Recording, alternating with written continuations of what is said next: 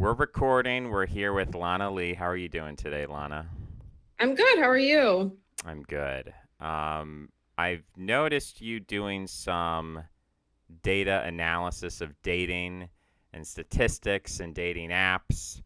And I've seen a lot of that kind of content, or maybe I shouldn't say the kind, but the genre of like a YouTube video where a guy invents like a Chad, what is it called? Like Chad catfishing bot, and he'll like swipe 1,000 times and he'll get these results and do a data analysis of that.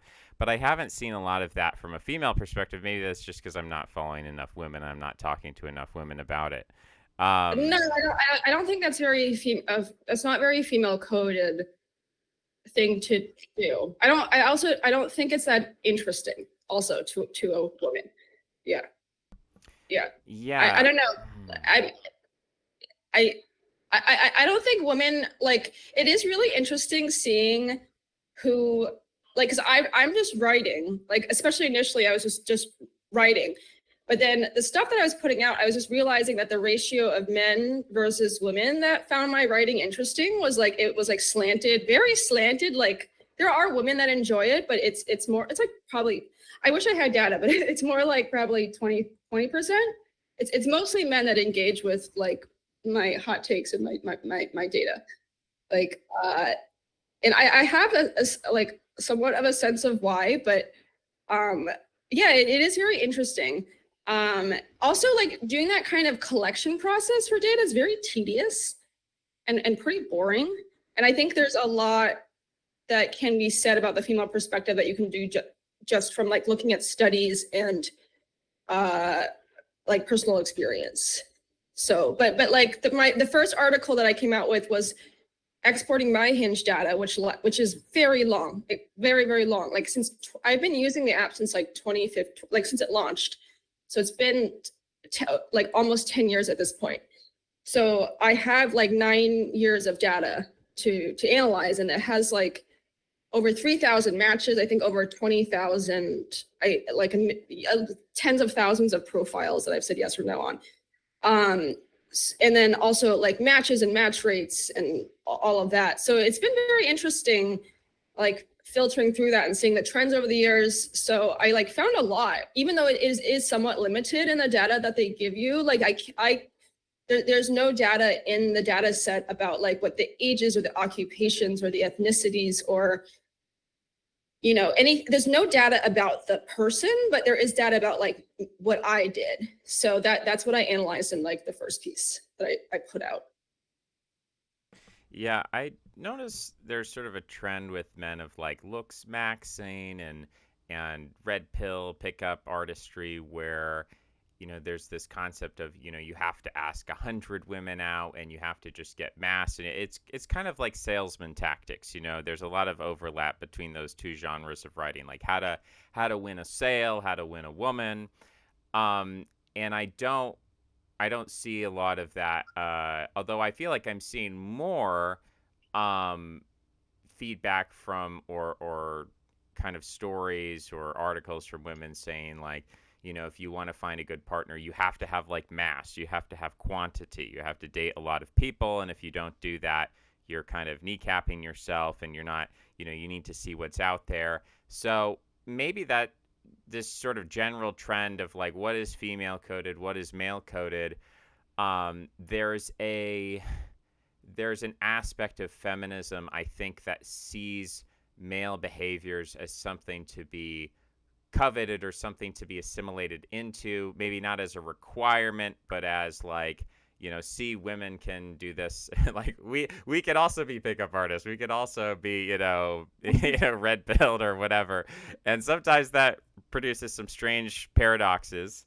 Yeah, so somebody made like a really interesting comment today on like a Substack note I posted where I wrote something kind of critiquing like red pill ideology, and then their response was, I think red pill's on the way out.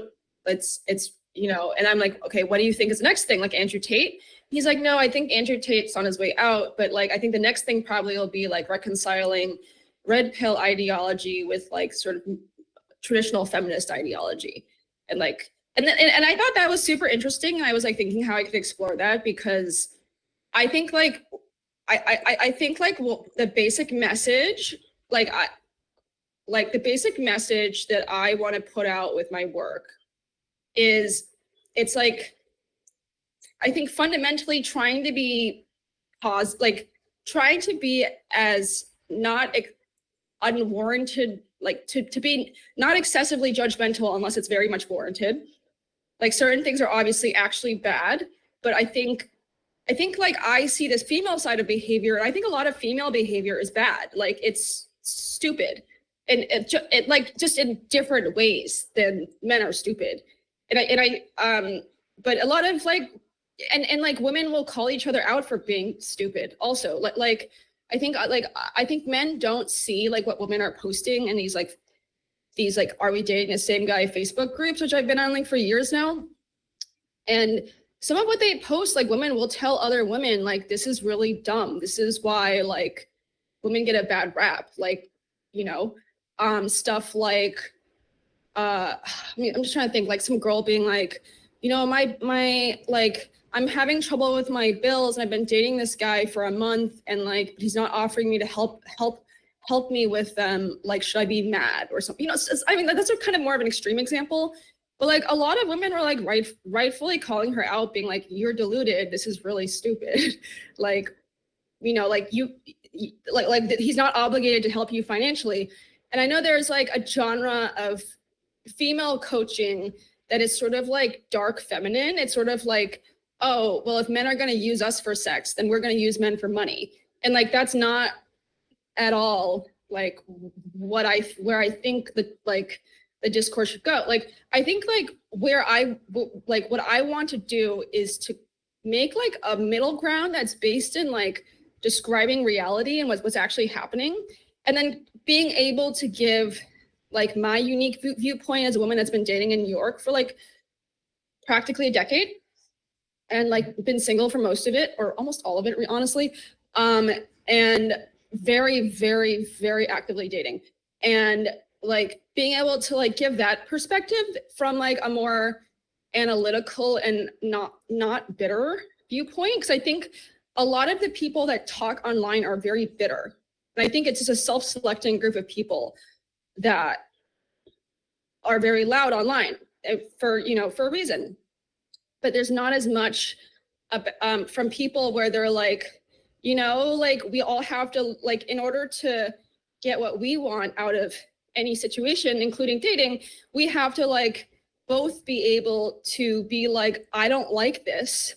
But then instead of just being like mad about it and then blaming other people, you have to be like, what can I do? Because like personally, my whole philosophy is that I can't control the behavior of other people. Like I don't have, maybe like I don't know, maybe other people can, like, but I don't have that skill set. Like that's not what I'm good at. I'm not good at like trying to shame people into behaving differently. Like that's not, it's like a very high cost. I don't know, like it doesn't make any sense to me. It goes against like all my beliefs. So like the way that I see things, it's like, how do I get better at managing my own emotions and recognizing bad behavior, and how do I handle it such that I get what I want out of the situation without like losing myself in the process. And I think that's I think that's like the place of moderation that I'm trying to communicate to people, because I have done this so much. I've literally put in 10,000 hours.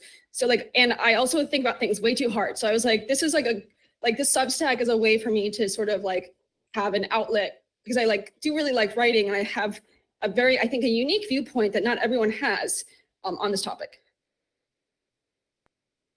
Yeah, I wrote at some point. I mean, my first article I think I wrote about dating and sexuality was on Hawk Tuah, and this idea that I think you'll see this. I mean, to me, it's becoming increasingly deranged. I mean, it was always this way, but I think just sort of understanding, like, I don't know, 10, 20 years ago, there was always kind of a red pill or a MGTOW movement. And a lot of it was actually started among divorced men. So a man would get divorced and he would go Yeah. online and he would tell young men, like, don't get married to women. They're all evil and they're trying to kill you. And, I actually have a lot more sympathy for that kind of man who's like gotten married, had kids, been divorced, alimony, whatever. It's like you've experienced some kind of pain and now you're lashing out against the female gender, and you're trying to like communicate this to younger men as like a self-soothing, or like this is how I get my revenge or whatever. And I feel like that's more understandable than seeing like the young men. And when that combined with like the incel movement, because I saw those two types of people very differently. Like the divorced dad is very different from the incel young man, Yeah. but they sort of fused together and created this like hyper culture of what we just hate women for any random reason, and started creating all these weird narratives about like Hawk Tuah. It's like, okay, 90% of girls who go to college are the type of girl who's just gonna run up to a microphone, grab it, and say, spit on that thing. Like that's just too. And it's like, no, that's a selective bias of who is going to grab the microphone is that type of girl. But the 90% of girls don't want to grab the microphone and say that, and they don't behave that way, and they don't think that way. And actually, I think the problem with women, well, men and women, but I think it's a problem for women too that's under-recognized, is the fact that there's like the way that we drink as a culture is very different from how we did Like 20. alcohol? The way we drink alcohol is very different. People drink at home. They drink alone much more than they did in the past. I think people just don't drink now. That was the Well, trend. that's People true just too. don't That's drink. true too. But I'm saying the people who are drinking, when you ask people, when you drink, do you drink at a bar, at a party, at home alone? There's a shift toward people lonely drinking as opposed to social drinking. It's like drinking as like like this is my SSRI drinking versus like Yeah, I'm I drinking mean, to being at socialize. home, watching Netflix, getting drunk, watching Netflix. This is literally the first time I'm hearing about this. The Yeah. only stuff I read about alcohol consumption trends is that it's like really down, and nightclubs and like brands are suffering because young people don't drink anymore and don't leave the house. Yeah, Yeah. so this is the general phenomenon that I'm talking about. And I think that we have a hypersensitivity, in part because of social media, that will take the behavior of women or drunk people or whatever and blast it. And then there's this backlash of, see, this is evil. This is the worst thing ever. No one should ever be like that. And then I think the reaction for a lot of people is this fear to be like that, and then running in the opposite direction of being more self-isolating, more introverted, less sociable, less aggressive. And So are you saying like, so you're saying that sort of this call out culture is creating people who are more socially risk averse in ways they don't necessarily have to, essentially? yeah, yeah. Like, well, are you saying this in terms of like men not approaching women in public anymore because I like, think it's so both ways. I think that women also, I mean, I think that there's a lot of talk about how men have low testosterone and they're not risky and they're not going up and talking to women anymore. But I think there's also a huge, like, if you were to take a bunch of teenagers in the 1950s and go up to them, stick a microphone in their face and try to interview them, the way that people would talk would be much more extroverted, much more open, much more forthright in a sort of, you ask them their opinion, they would just state it. And I think there's a growing, I mean, obviously those people still exist, but as a proportion of the population, I think there's the painful social anxiety and shyness is not just men. It is men, but it's also women. And I think it matters too. interesting. Like, is this something you've just noticed, or is this like, is there a study on this? Because I've actually not heard. I feel like I read a lot of trend stuff, but I actually haven't. I'm not familiar with this like trend. Yeah, the trend of social anxiety, the trend of not I guess having I've heard friends. about loneliness, but not specifically the idea of it being recorded. I guess I like the way that I interpreted it was people are so unused to all of the bumps in the road that come with like human interaction and social rejection that is just that's just the nature of the beast, with especially with romantic interaction, that they would rather like stare at their phones because it's like soothing and there's no rejection involved. Like that was like what I assumed was like going on. I haven't specifically thought or heard of it as like a phenomenon related to like having the things that you say be like put out on social media to be shamed, I guess. I guess if it's a text message, but like I don't think most people are walking around with someone filming them all. I guess it does happen, like like a security camera footage, or somebody sees somebody treating somebody bad, like the cashier badly at a Wendy's, and then they film it, and then like, or I don't know, all these like kind of cancel culture, like the woman in Central Park who like called the police because a guy, this like African American man, is trying to feed her dog a random treat, like stuff like there, like that. I have like those things, but I not like I wasn't really familiar about those for like Gen Z casually recording stuff they're saying and then calling each other out for it, I guess. Yeah, I don't think that. Well, I guess I'm not trying to say that cancel culture is causing people to act more shy. But what I'm saying is that there is a perception that the problem with, like, if you ask a red pill, incel, whatever, MGTOW, and you say, what is the big problem with women today? What do they need to change? What direction are they going in? And what direction do they need to be going in? They will Okay. universally say women are too slutty, they're too confident, they're too aggressive, they're too out there, and what they need to do is they need to be put in burqas and they need to stay in the home and they need to be shy and demure These and people feminine. have literally never met women.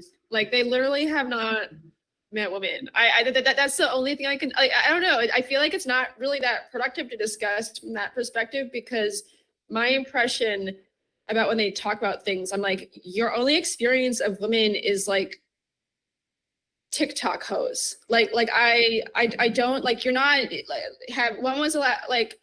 How many? Like I mean I think this point has been made, which is it's like how many women do you have as friends, as like platonic friends that you aren't like trying to actively have sex with?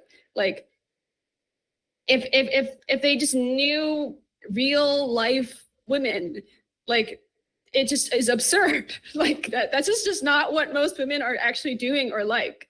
It's like they're talking about a fantasy made up character that doesn't like that. I mean, they exist, but it's a very small. It's like saying it's like conflating all of America with the Kardashians. It's like, yes, they are American, but like you wouldn't. It would be like it's patently absurd to say that Kim Kardashian, in the way she lives and her lifestyle, is representative of like the entire like of a large swath of like America.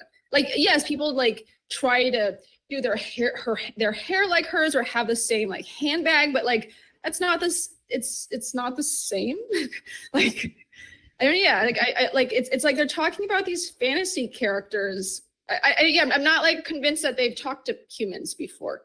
Like like just sit around. I don't know. It's like they're discussing like Harry Potter characters. It's like, man, that Draco Malfoy sure is mean. It's like I don't know. He's not real. Like I mean, there's people like him. They exist, but like I don't know. There's not that many of them, and this is not a real thing. Like why are we doing like? Which you would easily find by just going to parties with normal people and talking to them. Yeah, I mean, so it seems like kind of a self-feeding loop where men don't go to parties and they don't talk to women and meet women, and Well, then they I think it's develop these also like views. it's like the whole like red Ford thing, like the psychological phenomenon where if you train your brain to like look for something, you will see it. Like and it's like part of why like stuff like manifestation is like sort of scientifically based in the sense that your brain really does, like if it's expecting to see something, it sees it. Like that is how it works. Like we are like pattern seeking machines. So like if you go around in the world being like women are sluts and they're all like terrible, that does exist. I'm totally not saying that they don't. I'm not saying that they don't exist. It's but you will see it everywhere because that's what your brain is like seeking out and finding, and you'll find plenty of evidence that exists. But like for the majority of people who deal with reality, like I don't know, like so much of the stuff they say, I'm like, this just doesn't match what is actually like what happens for lots of at least 50% of people. Yeah.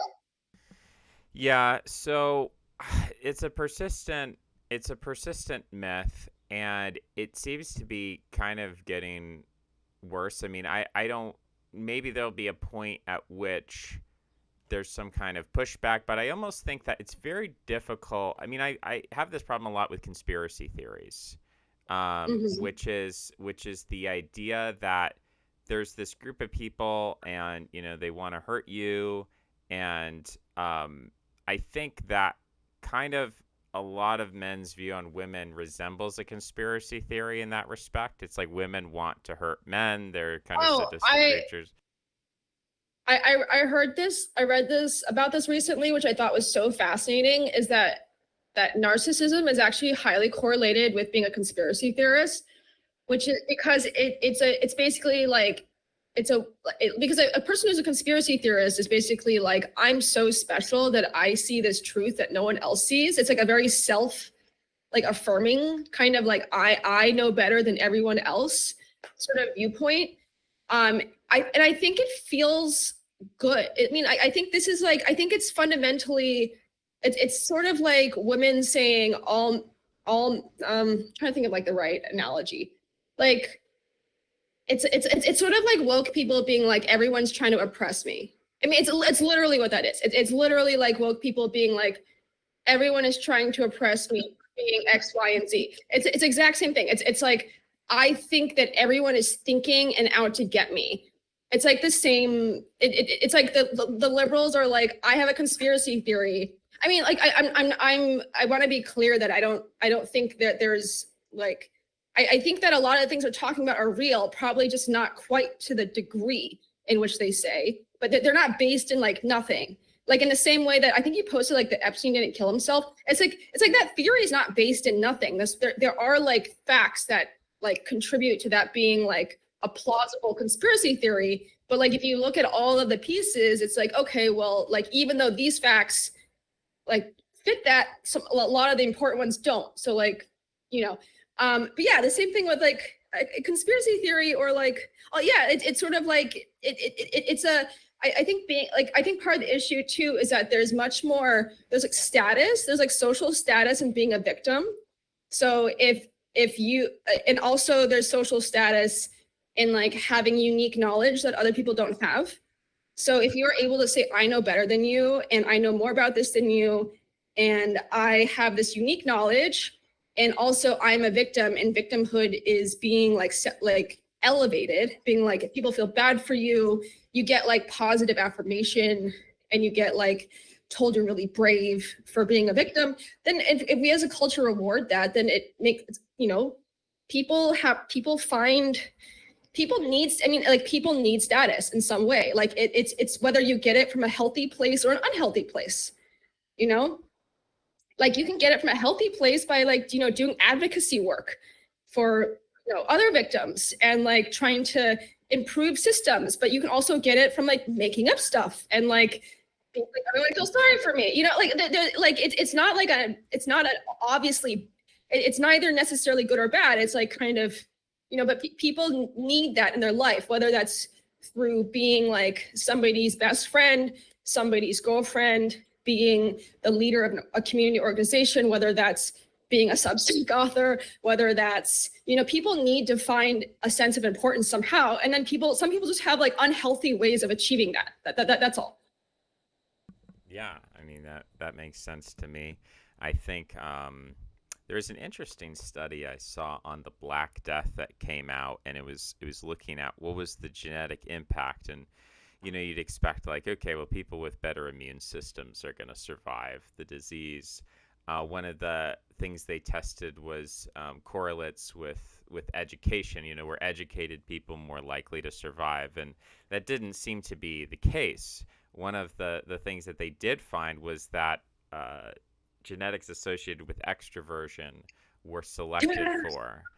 And my first, Selected out, you mean? Like as in like they're more likely to die? Or no, more the like, opposite, the opposite. really? Yeah, yeah. And so that was a But curious how does that result. make sense though? If you're extroverted, you talk to more people, so then, and it's a communicable disease, so you're more likely to, like, I guess there's some other confounding thing about extroversion that makes you more immune, that balances out the like talking, getting infected by people nature of extroversion.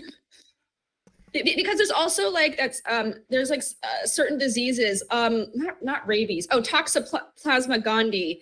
It makes like rats want to like befriend cats, like I don't know, like these weird, like these yeah, like there's like these diseases that like want to self-propagate, so they make you more extroverted so that you propagate it more.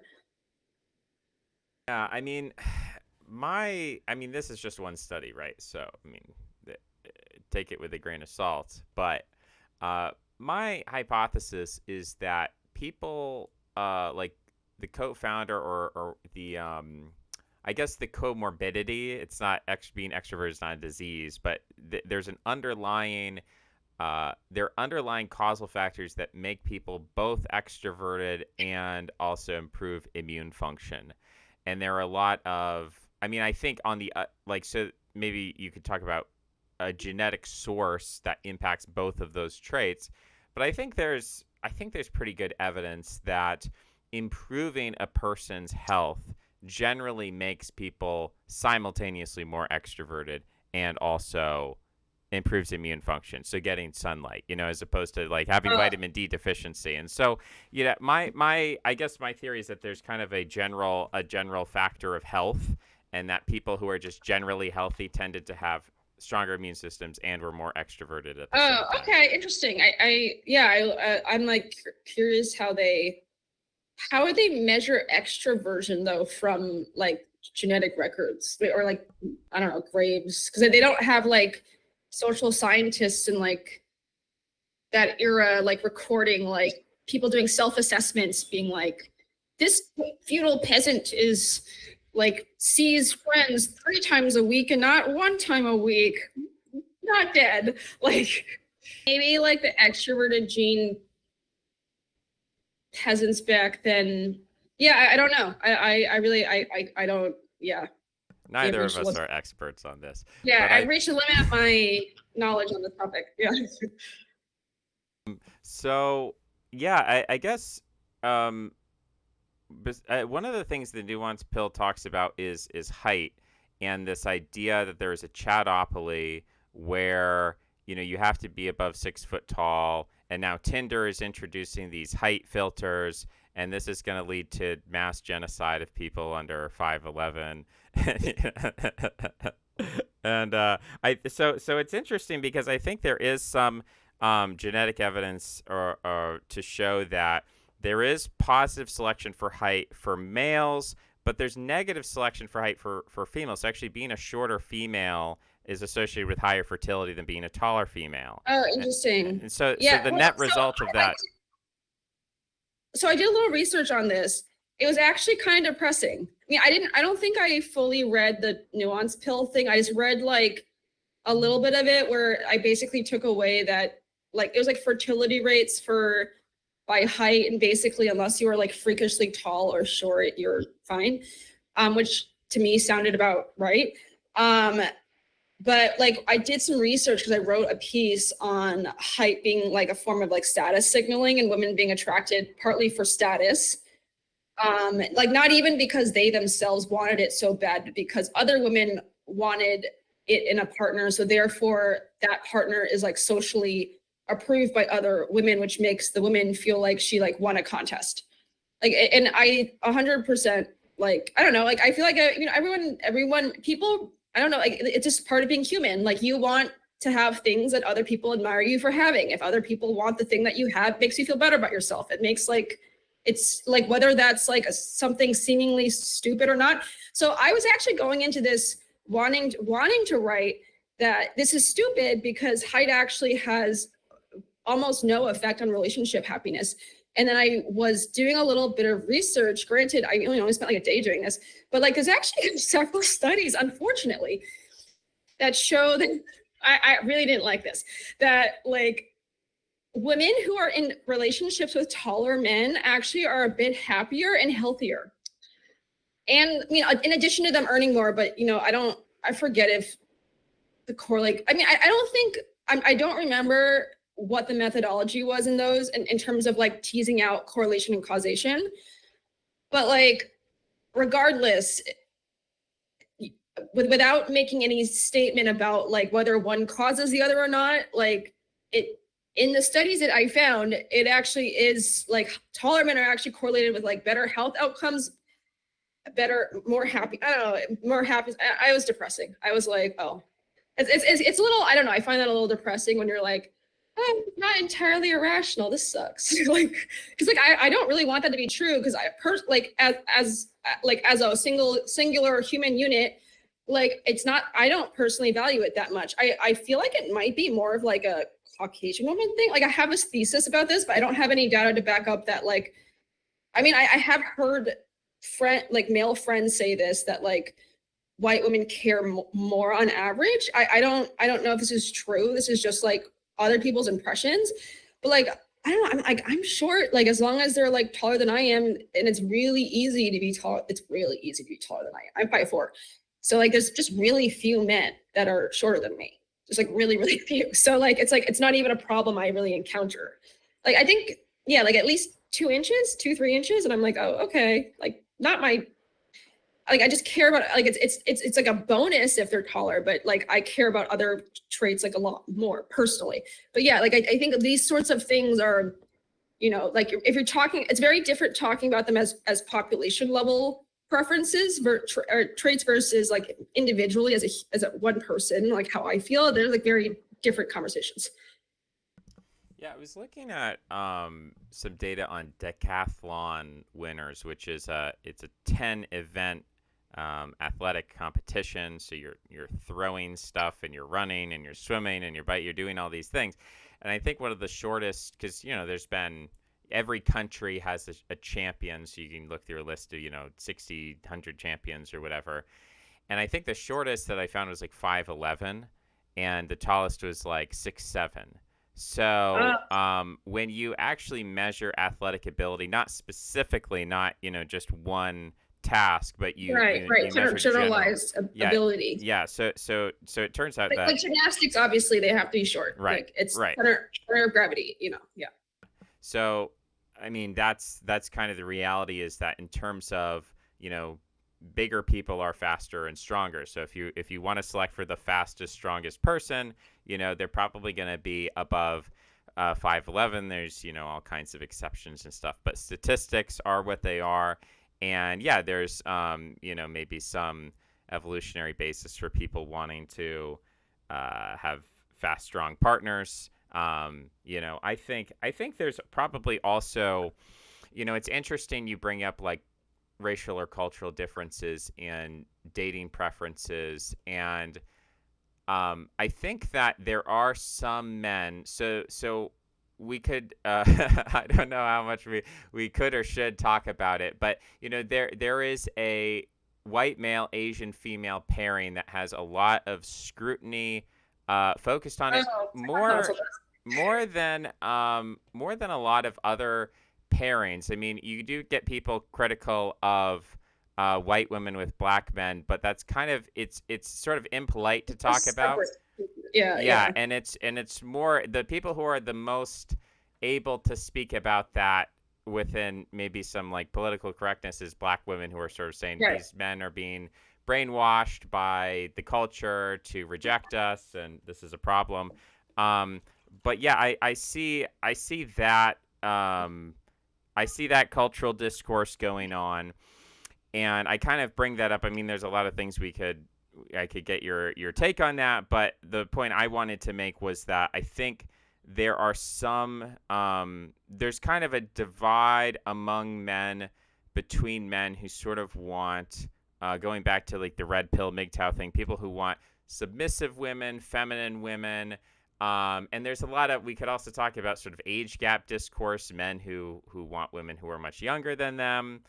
And then there's, on the other hand, maybe like the BBW sort of thing, or the idolization of like these Instagram models or the Victoria's Secret. It's like very tall.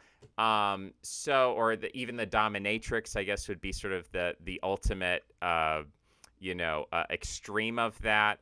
The OnlyFans model or something like that. So there's kind of this spectrum of preference among men for, very built, powerful women versus women who are kind of submissive and subservient.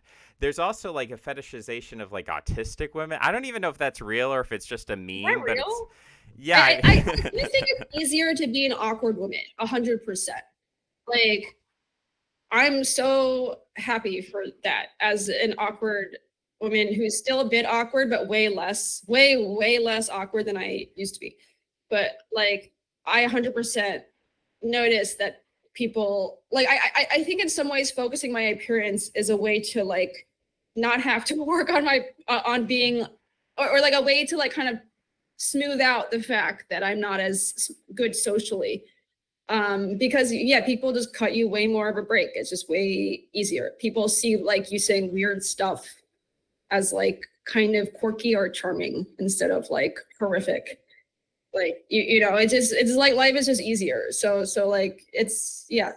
Um, but okay, so I feel like you talked about a lot of things. I think the first thought I have is that I think it's wonderful that there is a pot for every lid, and I feel like it's something that I think it's something I've been thinking about, which is like this is like saying water is wet or something, but like if you are who you are as a person and you keep it, if you embrace that, there will be somebody out there that likes that. Maybe you don't like all of them, or maybe you don't like most of them, but there are people that like who you are. There just may not be as many of them, you know? And that's like the issue I have with so much of like dating advice and discourse is that it, I mean, it's sort of the nature of it because it's very hard to have a lot of personal data on how people react to you until you like live a while and like try. So like so most advice is targeted towards like, you know, appealing to like the middle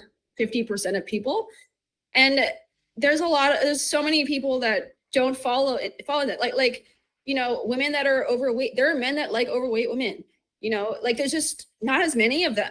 So like you can do with that information what you will, but like there is somebody that will like you the way you are. There's just fewer of them, but like the ones that do like you really like you. And I don't, you know, like maybe it's based on something weird, maybe it's not. I don't know.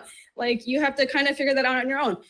But like as far as the Asian one, because I feel like I can speak much more authoritatively on this. Like personally, I think the whole this is something I noticed also in the online discourse is that like women are incredibly, oh my god, it drives me nuts.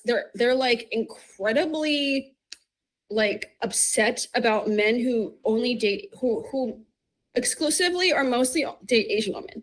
Like there's like constant sort of like he has an Asian fetish. He has an Asian fetish.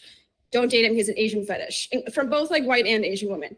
And I find this like so strange because like the only way in which I find that problematic is if they're assigning, it's not even that problem. I don't know. It's sort of like people don't get upset if someone wants to date like, I don't know, if I were to say I really like dating Jewish men because they have similar cultural values and I like brunette men. I don't know, and I find them attractive because I grew up around a lot of them. I don't know, like I don't think anyone would come after me and be upset. If somebody's like, I like Asian women because I like women who with dark hair who are like tend to be a bit thinner on average. And I sort of like their facial structure a bit more. I mean, I don't think people say this in sort of these very autistic ways. Like they'll just say, I find them more attractive, or like they're more feminine, mostly, you know, whatever it is.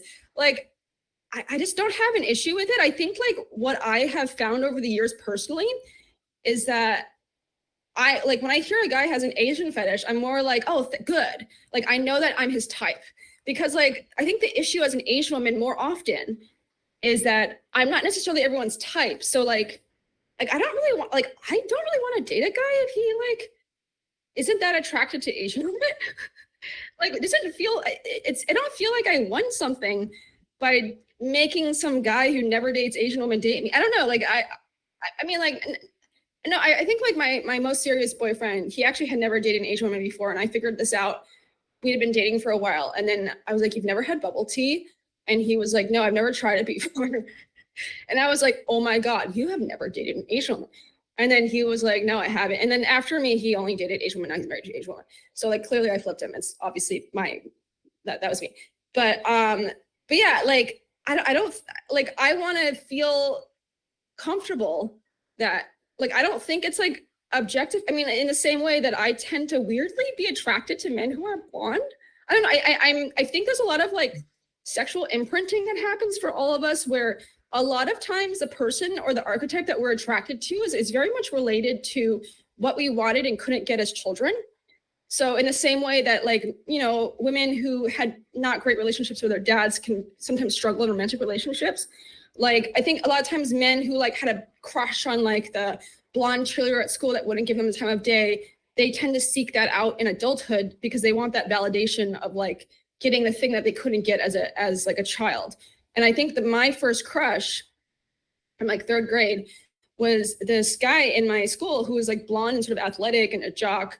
And I think as a result, like as even as an adult, even though I'm like completely aware that this is like stupid and irrational, and like, you know, I'm no longer a 11-year-old that no one talks to.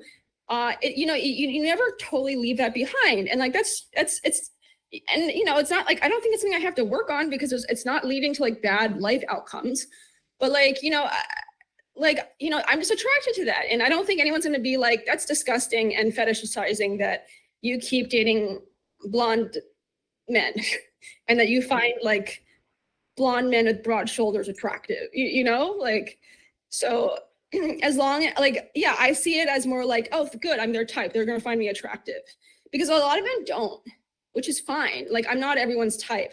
So I feel like dating is about figuring out like who, like the person where they're your type and you're also their type, and like that's like the perfect like match is when you like the two of you are both like, oh, I'm really into you and you're really into me, and like that's where good things happen.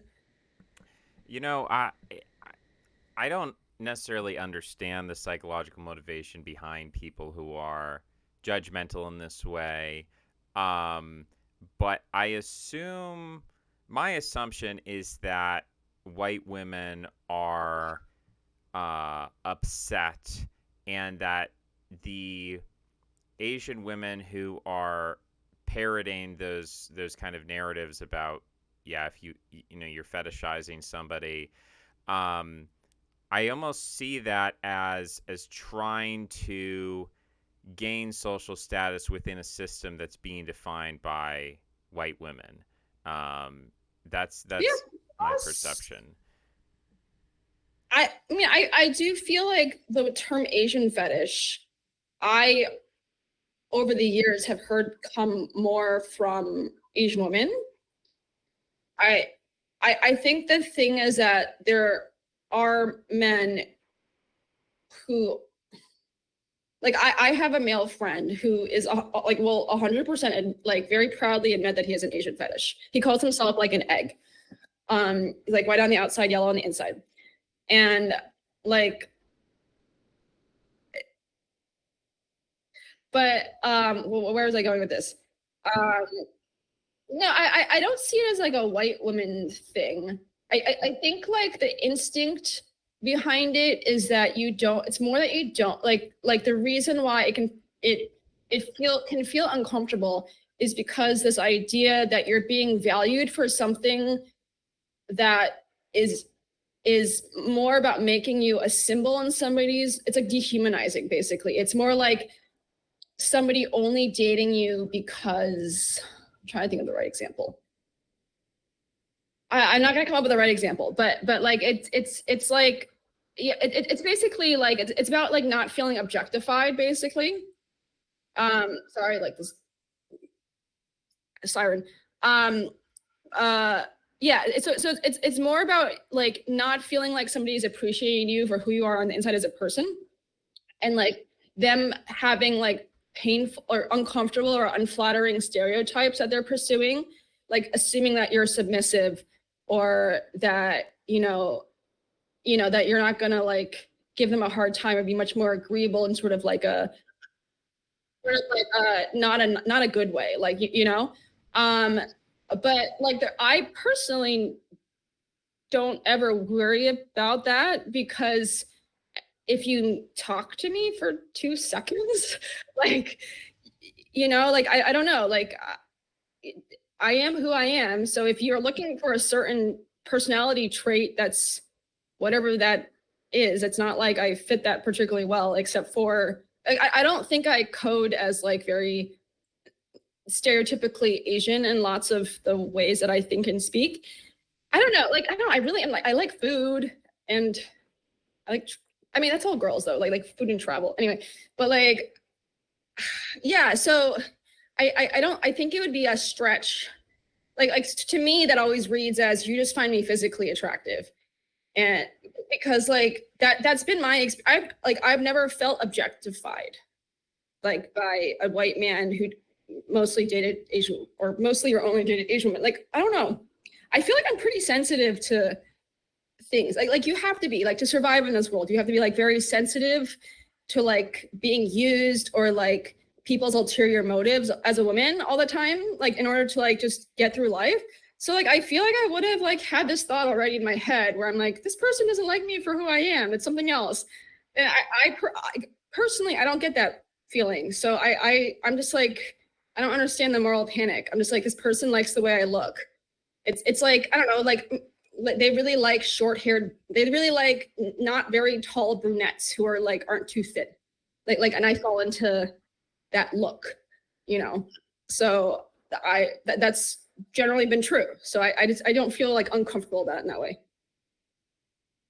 Yeah, I don't really understand. I guess I haven't spent maybe enough time around Asian women, but the time that when I did spend time in Asia, around Korean or Filipino women, I didn't get the sense that I was dealing with like a class of people who were submissive. You know, there are cultural qualities that are I think Americans in particular versus Europeans, there's a huge difference between extroversion and loudness and, politeness and manners. And so I think that there's kind of I view Asian cultures and European cultures as kind of more toward that norm as opposed to the extremeness of American culture.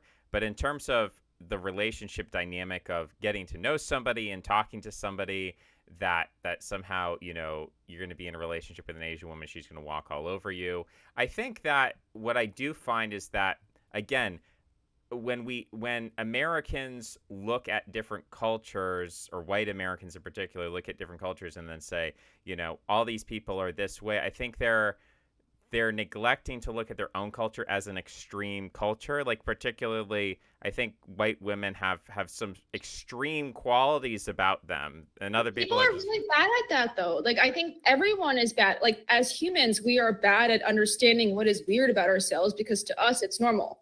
Like we can be like foot binding, so terrible and barbaric, and then we're like, but we cut our chests open and fill them with silicone sex. Like like it's like yeah, like but it's just normal to us. So like and then people get like breast implant syndrome and like have health consequences and they burst. Like like we all have weird things. We just don't perceive them as weird. I think that's just the nature of the way a brain works, is that we don't perceive what is weird about ourselves. Yeah, I think it's interesting because I think like there are ways that people behave externally and with strangers, and there are ways that people behave with their family and at home. And I think sometimes, these things can be opposite. Like you'll have people who they're very polite, they're very sociable with strangers. When they come home, they're just like, nasty basically. And then, you could get the opposite where somebody is very grumpy and I think Israelis are described this way. It's like a cactus. They're kind of spiky on the outside and warm on the inside. So if you're dealing with an Israeli as a stranger, they shove you out of the way in the street. But if you're in their home, they're going to feed you, they're going to clothe you, and take care of you. I think this is what I noticed about Chinese culture. I'm not as familiar with the other Asian cultures, but with Chinese culture, it's like you're way meaner to strangers, but like the level of closeness and the stuff that you do for people that you do know is like so much higher. Like the level of favors and obligation to help people that you have any kind of relationship with is like way, way, way higher than the United States. I'm just like not used to it, you know? And then so I think that's why I would have a hard, like, I've decided for myself that I would have a hard time living outside of the US because like I grew up here, so I'm used to like the way things work here. So the things that are seen bad don't bother me, and I notice the things that I like that are good. Like I like that when I line up for things, there's a line and no one shoves or pushes me. I really like that. I like that like there's sort of a higher level of social trust. Like it's a higher trust environment where you don't assume all the time that people are trying to scam you and cheat you. And then like if you don't do that in China, you will be scammed and cheated. Like you will. Like you just have, it's like so different. It's like completely different. Yeah, it's awful. And like I'm used to people being colder and more compartmentalized and not helping their friends and family as much. And I'm fine, you know, like it just doesn't bother me because I'm used to that. And I like have learned ways to help myself or like, you know, find a professional to help rather than relying on like personal relationships. Like, so I'm fine with that. So like, yeah, like I think that it's just different. Yeah, I've been kind of looking at Asian American culture, and I feel like that term is gonna have to it's going to become fairly outmoded if it already isn't outmoded. Because I think in the 19th century or something, you could talk about Asians, and you'd basically be talking about Chinese and Japanese people. And at this point, that the number of people who've been lumped in the category of Asian has just become so broad and diverse. That it's kind of becoming untenable because I mean lumping in Indian Americans with Chinese Americans, I mean you're just talking Oh, about and completely Japanese, different. I don't know, they're like the literal opposite. Like Japanese culture is like almost the literal, I don't know, like they're very so different. I don't know, like going from Southeast Asia to Japan, it's like it's like the literal opposite. It's so different. It's like everything is chaos to like everything is so buttoned down and like structured and there's so many rules. It's just like very different. Yeah. Yeah, I think there's something to be said. Not just, I mean, there is a Northern European absolute nuclear family that I'll hear people complain about as if it's like a liberal thing. Like, oh, back in the day, like a traditional society, you'd have the grandparents living with the grandkids and everyone's helping each other out. They live in a village, and it's like that's not really what like Anglo-Saxons, were doing, 500 years ago. I mean, there is this concept of, you have this family unit and everyone is separate.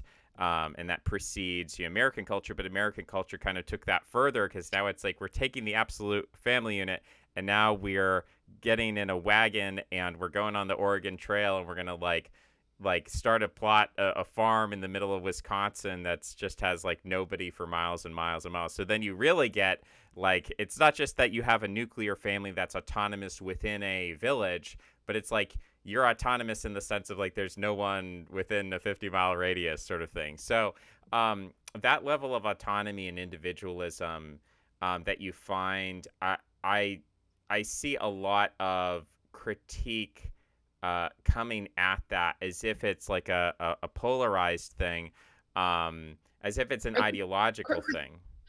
A critique of what specifically?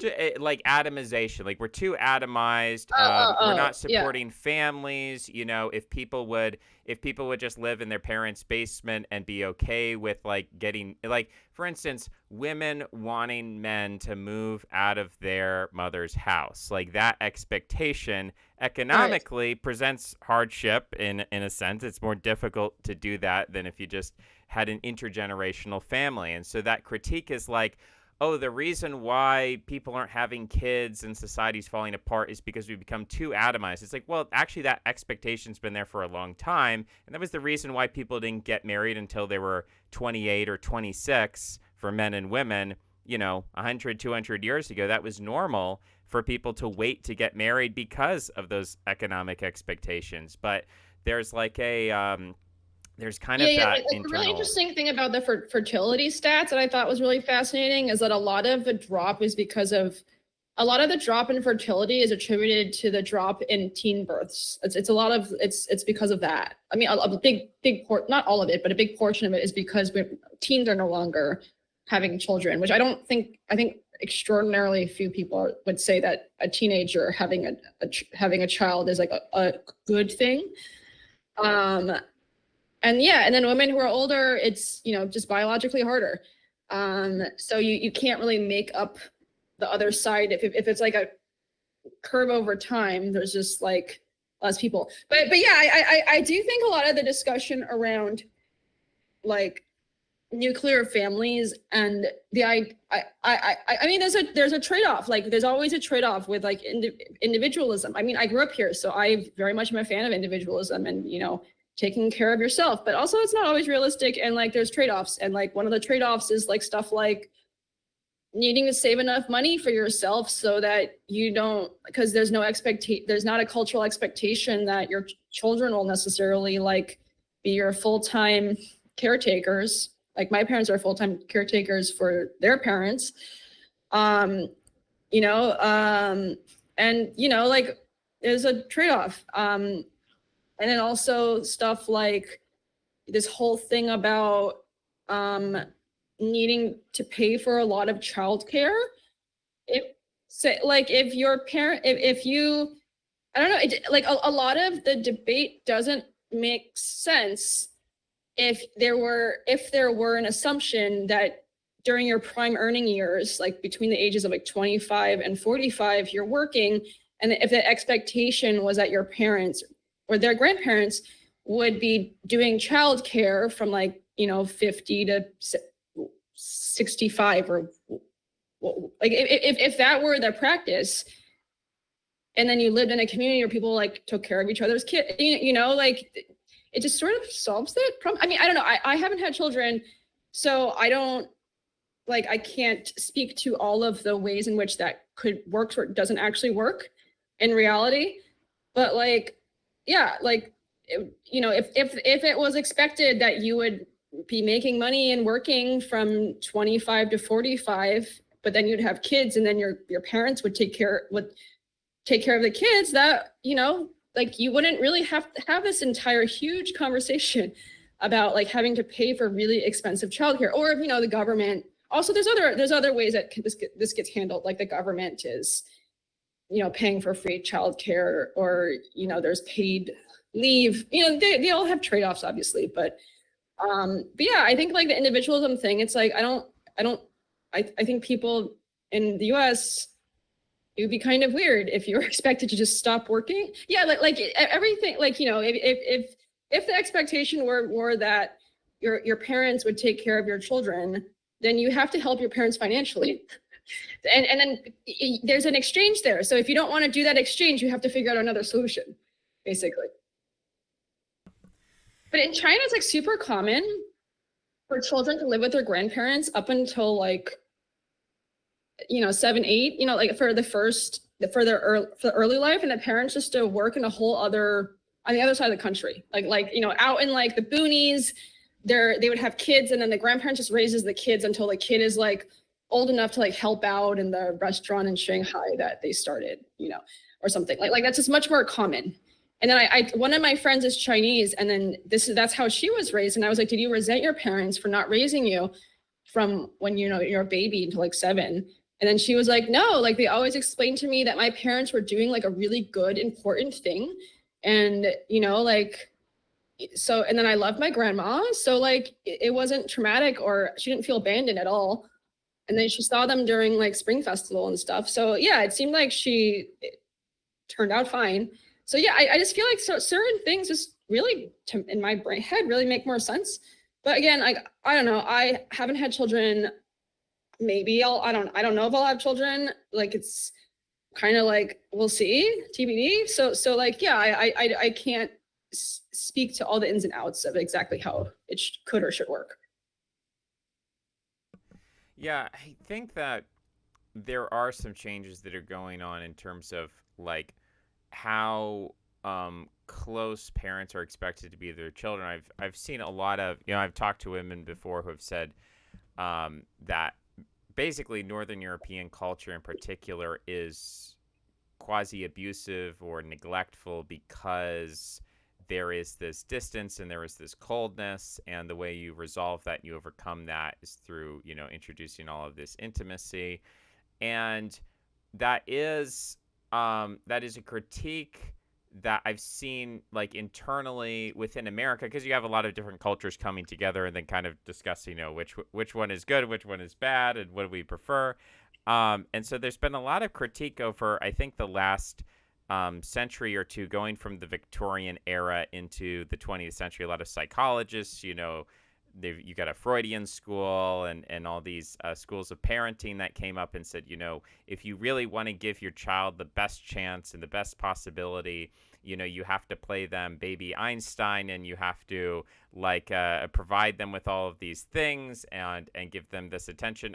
And I guess my opinion on this, as a fellow, non-child haver, is that I think it's important that when parents and children are together, and maybe this is just my opinion on human relationships in general, but that it's good to, like, if two people are together in a room, I think that, and especially for children, it is important that that quality time be intentional and directed, and not just the kids on the iPad and you're on the phone or whatever. But I don't think that spending time apart is the worst thing for children, and I think that actually exposing children to a wide number of varieties and perspectives, whether that's from their grandparents or whether that's teachers in school or coaches or whatever.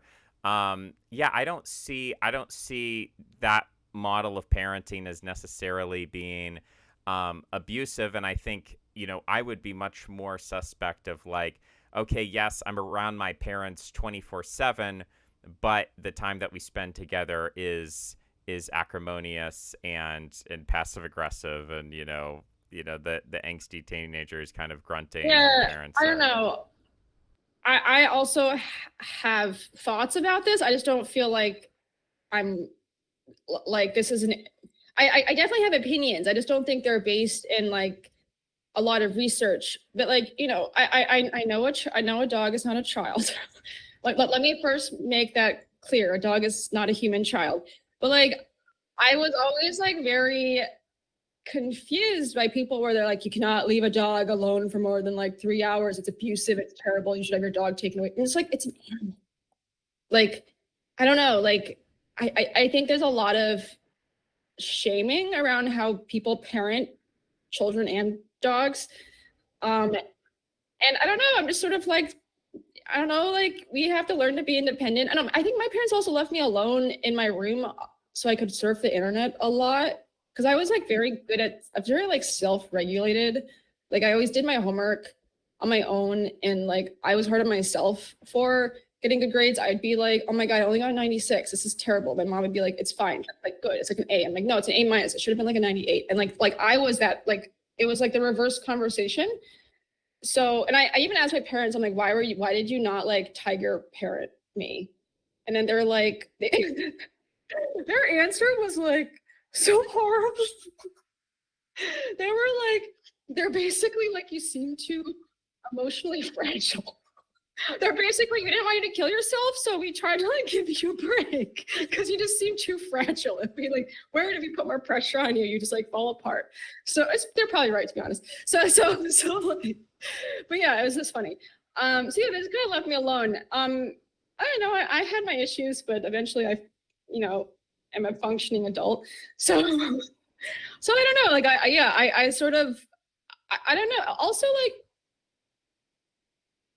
yeah, like I feel like so many things you can't learn except through experience.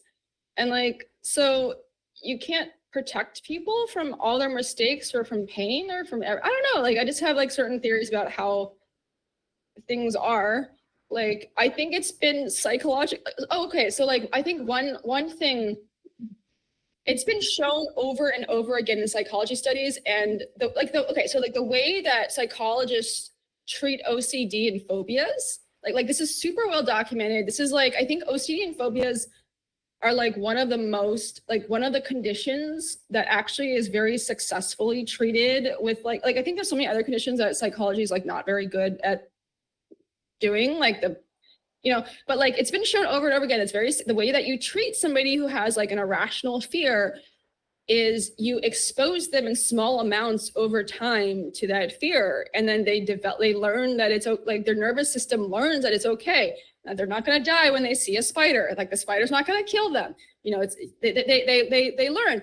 And like I think the issue that we have is that we think we're so fragile, and it becomes like a self-fulfilling prophecy. Like if you are convinced that every time you see like a word you don't like, the world will fall apart and you're damaged, your body will interpret it that way. And that's just not how it actually works. Like I don't know, like you can, like that's just not the same. That's I don't know, I think this is why I moved to the middle. Like I think, like in general, like I grew up really identifying with like the with like I always identify myself as liberal, like 100%. Like I was like involved with like I was like very into like gay rights and stuff when I was in high school. I thought, like I wrote like a letter to Nike telling them that they were evil for having sweatshops. I didn't know what I was talking about. Like I was just parroting. I don't know, I was a teenager. That's what you do as a teenager. You find like viewpoints that sound good to you, and then you adopt them as your own, because you don't have a lot of like context yet, and that's fine. That's what you do. But like like I think like things are just, that's just not actually how it works.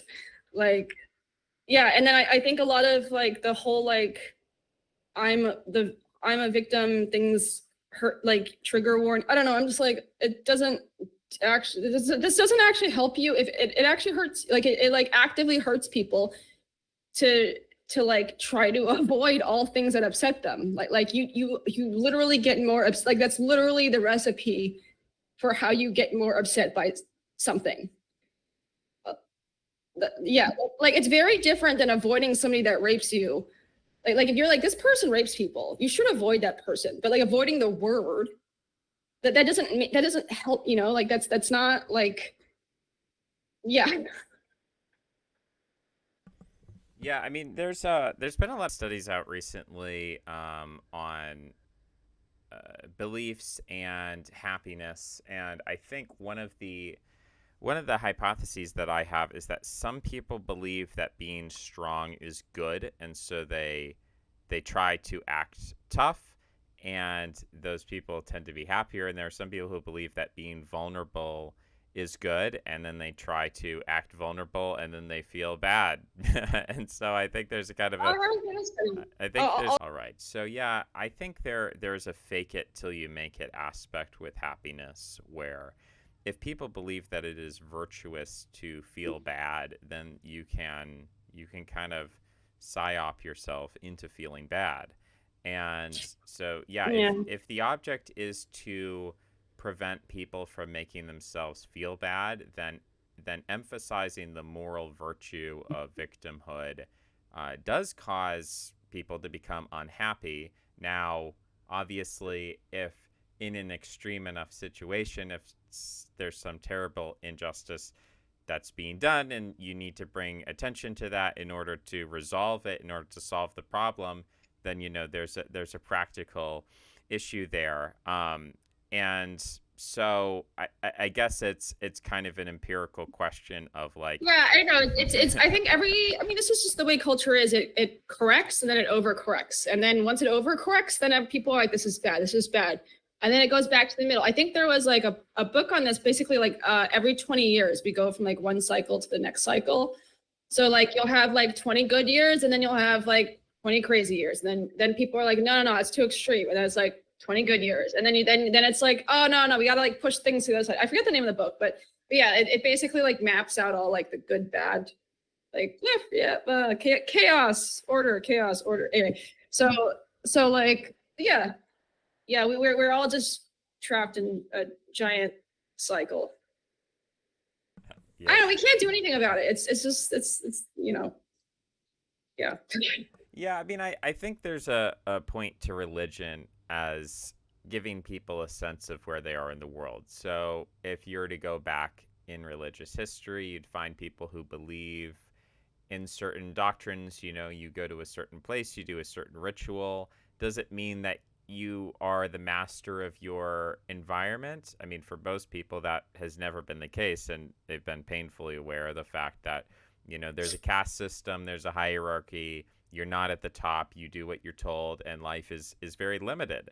And that's most people through most of human history have lacked autonomy.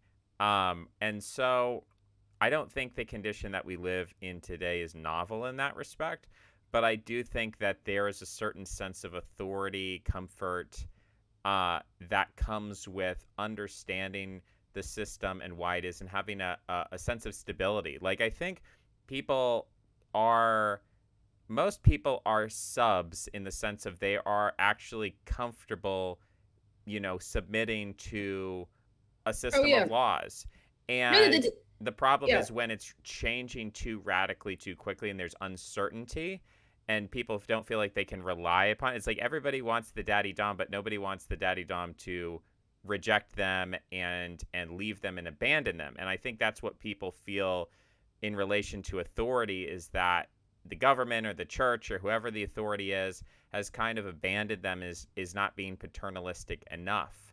And sometimes these, like, people who talk about, oh, we're being enslaved, we don't have freedom, really they're not saying they want to live in freedom, because they don't even know what that would mean, or what that would actually be. But what Yeah, they're saying is, yeah, like yeah, anarchy is not actually fun. Yeah.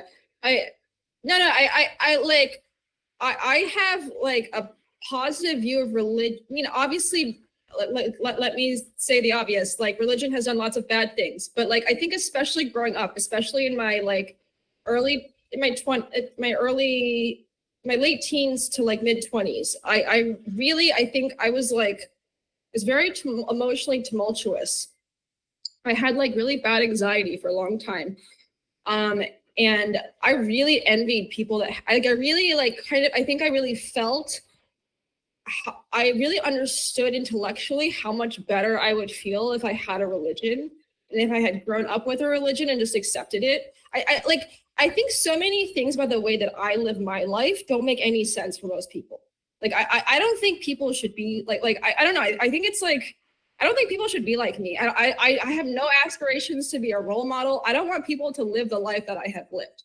Like the choices that I have made with for my life and the things that I have done, like I think I've come to understand them that they make that I understand why that I did them and why they make sense for me. Like, but there's so many things that I think are very dangerous for, you know, for most people. Like most people shouldn't start businesses. And then this glorification of like starting your own business, it sucks. It like sucks. Like I'm telling as somebody who started, it sucks. It's really hard. Like you most people should not do it. They should get a good job and like figure out how to keep it. It's not a good life. Like yes, the people who stick with it like are a self-selecting group who are happier doing it. But it's not a good life. Like it's not. It's just like factually it's not. Like unless you really value certain things way more than other things, and most people value like stability and you know having like a I don't know like most people aren't that comfortable with a huge amount of constant change and uncertainty, and I don't blame them. Like I think it's only like weird people like me who should not, you know, whose life choices should not be used as an example for how other people should live. I would have like these interns. I'd be like, oh, I want to be like you, and I'd just be like, girl, like you, I've met you now. You should not do. You should not do this. This is not a good path. I didn't know how to tell them that it was like they should not start a business. like just don't do it. It's not a good idea. Don't do it. Yeah, like yeah, like it required. I don't know. Like and then with religion, I don't know. I think I really envy people that had like you know, it obviously has bad things, but like it also has a lot of good things. And if you can have a bunch of prepackaged values, a community, a sense of purpose, like those are things that humans really need. And if you don't get that from something like religion, you have to find it somewhere else. It's really, really, really hard to find that somewhere else. And like eventually I had to like figure that out. I had to like DIY all those things for myself through like reading like all these stupid self-help books. I don't know, like I had to like parent my like it was just like it was a huge struggle. Like I don't think it like you know like I don't think that's like a good thing to do. Like I don't think that that's like a necessary thing to do. I think the vast majority of people would be much better served being given like a good enough set of like values, a community, a sense of purpose, like a sense of meaning in their life. And like, so what if you have if you like thinks people who don't have your religion aren't going to go to heaven, like whatever, like if you need to have those stupid beliefs so that you can like if that's like part of the bad thing, like just don't kill other people, I guess. Just try not to do that part. Like but if you have this bunch of irrational stupid beliefs that there's a big man in the sky, fine, like it's not hurting anybody. Like just believe there's a big man in the sky. That's fine. If you think you're gonna go to like this place after you die and it makes you feel better, not so scared of dying, that's great. I think if religion gives you the ability to think that the pain that you're going through isn't for nothing, I think that's wonderful. Like otherwise, what is the alternative? To think all the time that your life is mean, like you become depressed. It's not helpful. It's not helpful to human flourishing to like sit around thinking about what life means all the time, which is what I do, and I don't think anyone else should do it that way. Like that's stupid. Like I think I don't know. I think it's like bad. I think the way that I lived was like bad. Like just shouldn't do that. Like and like you know it's just trying to figure out how to like orient my head. I had to like just develop all myself. So like yeah, I think like most of religion is like it's a social technology. It's like democracy, you know. It's like an imperfect system, or it's like democracy, capitalism. Like they're imperfect systems that achieve a lot of the things that humans need, and there's like negative side effects of those. But I think people don't appreciate all of the good things that those technologies have, and they take those for granted unless you're like, wait, all these other places did other technologies and they did not work that well. But yeah, I don't know. Everyone just think like it's just like, oh, we should make the government build all housing and make it all free for everybody. And it's like, okay, we could do that, but like, you do know that the housing is not going to be like, you're not going to have good, like it won't be good. Like you're not going to have very many options. Like there's like other, you know, like I'm like, yeah, like obviously there's like bad things that come out of all these things, but like I just don't think people think about what is working that will go away. I think it's like part of the whole bias of you're not aware of the things that seem normal to you. Like you think that everything the way that it is normal and that's how it would always be. And then because you're so used to it, because you're used to like being able to like pick the apartment that you want and like have a bunch of like options at your price range and like, you know, or like go to the grocery and be able to like pick from like all of these things. It's, you know, like you and have them all be there most of the time. You just think that that's how it would be, except with lower prices. If like we did, and it's no, it's just it's not, that's not how it works.